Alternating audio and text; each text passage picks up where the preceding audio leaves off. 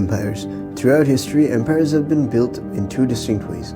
Land empires like the Mongols and Romans grew by conquering adjacent territories, creating vast but geographically connected realms. Their power relied on direct control over land sustained by armies and physical infrastructure. In contrast, maritime empires like the British, Spanish, and Dutch focused on controlling sea lanes. Instead of expanding land borders, these empires expanded their reach through oceans, connecting continents through trade, naval supremacy, and cultural exchange. The global network allowed them to dominate commerce and influence regions far from their home territories. Land power. Land-based empires relied on the physical conquest of neighboring territories. They drew strength from the lands they controlled, extracting resources and enforcing centralized rule. The Mongols, for instance, dominated the largest continuous land empire in history, while the Romans built extensive infrastructure to maintain control over their domains. However, they faced significant challenges. They often governed diverse populations with distinctive cultures, religious, and ethnic identities. These differences could lead to tensions, uprising, and internal instability. Additionally, overextension made communication and governance slow, leaving these empires vulnerable to external threats and internal fragmentation. Naval power. Sea power transformed the way empires expanded and maintained their influence. By controlling the seas, naval empires could dominate global trade, project power to different regions, and outmaneuver land-based competitors. In the 19th century, Alfred Tahir Mahan articulated his strategy in his seminal work, The Influence of Sea Power Upon History. He argued that nations controlling key maritime routes, strategic choke points such as the Suez Canal or the Strait of Malacca, could dictate global trade and, by extension, global politics. The British Empire portrayed this principle, building a navy that protected its trade routes and colonies. From the Caribbean to the Indian Ocean, British naval supremacy ensured the empire's longevity. Naval power also allowed empires to respond to threats with more flexibility, moving forces across vast distances with speed and efficiency. Unlike land empires, were confined by borders, naval empires could expand without the same limitations, creating interconnected economies and global spheres of influence. Land power. Land power has always been a traditional way of imposing dominance throughout the world.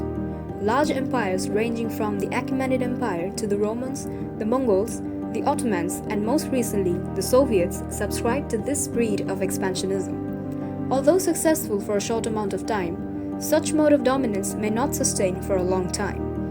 If we look back at history, we will be able to see how contiguous land empires faced steady loss of land and got engulfed by racial and ethnic tensions, leading to widespread decadence. This specifically takes place in contiguous land empires. The credit for this, however, goes to a phenomenon called transnationalism. Transnationalism is when people of multiple countries who have similar culture, language, religion, and ethnic identity form a pan-national or cross-country movement. These movements can jeopardize a contiguous land empire. For example, the USSR. Central Asia is a Turkic majority Muslim region who have a shared rich culture of centuries, or even the Slavic region of the eastern part of Europe. The movements to break out of the Soviet Union spread like a bonfire, thanks to the collective ethnic and racial identity that helped them sympathize with each other. But if we look back at the British Empire, then we can see that its maritime stretch helped it stay immune from such situations. For example, when the United States gained liberation from Great Britain, the Brits were enjoying their golden period of colonialism in the subcontinent. Loss of such a big landmass did not affect their imperial machine. But Russia till this day faces critical opposition from the Caucasus, specifically from Chechnya and Dagestan. Central Asians like Kazakhs and Uzbeks also share unfriendly attitude towards Moscow, leading the Kremlin to plant puppet regimes in such regions. This entirely disproves any validity the Heartland concept tries to claim. Importance of naval power. The most important aspect of naval power is perhaps the ability to navigate through waters and reach out to diverse cultures and territories, which provide unending opportunities to amass great wealth, power, and sheer dominion over a people. This also prevents a nation with great ambitions from being limited to a specific region offers her the chance to go beyond traditional techniques of expansionism. Great Britain had colonies in almost every continent, exposing it to diverse terrains, cultures, and resources which helped it become the largest empire to have ever existed on planet Earth. Their imperial legacy lives on to this day in every continent, which would have been impossible if it wasn't for the Royal Navy and its immaculate competence. The United States of America. The United States rose as a sole superpower after the climax of the Cold War. After half a century-long Cold War with the Soviet Union, which also had a formidable navy, the United States emerged as a force to be reckoned with. But now, there was no enemy. There was no evil communist red empire to contain and defeat.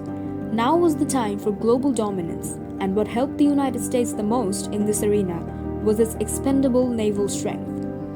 Forming alliances and building naval bases throughout the globe helped America reach a new height of global power, imposing its will upon international waters and a threat to its rivals. The biggest naval base in this world is situated in southeastern Virginia in Norfolk, Sewell's Point Peninsula of Norfolk City. American naval bases are situated everywhere, starting from the Pacific to the Atlantic, from the Persian Gulf to the South China Sea, creating a form of global surveillance on its adversaries as well as its allies. America today is equipped with nuclear-armed submarines and tridents, as well as the largest destroyers and aircraft carriers, making it the ruler of the seas.